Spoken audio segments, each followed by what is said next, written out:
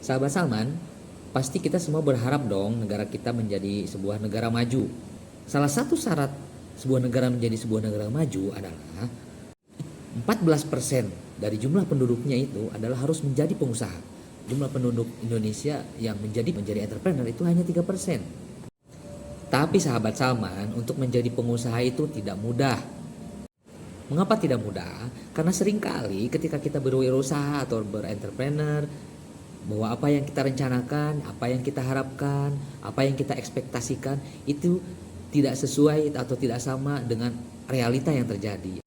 Ada 4 hal yang bisa kita temui ketika terjun ke dalam wirausaha. Yang pertama, volatility. Jadi volatility itu adalah sesuatu yang menguap.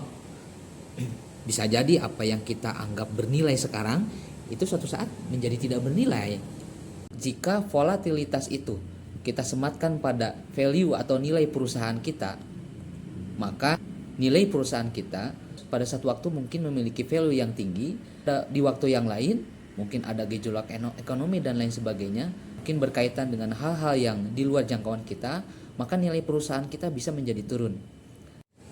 Yang kedua yang pastinya akan dihadapi oleh seorang pengusaha atau seorang pebisnis itu adalah ketidakpastian. Ketidakpastian dalam hal penjualan, ketidakpastian dalam hal harga, ketidakpastian dalam hal keadaan ekonomi, dan banyak sekali ketidakpastian yang bisa kita ketemu ketika kita berwirausaha. Oleh karena itu kita harus siap menghadapinya. Yang ketiga adalah kompleksitas.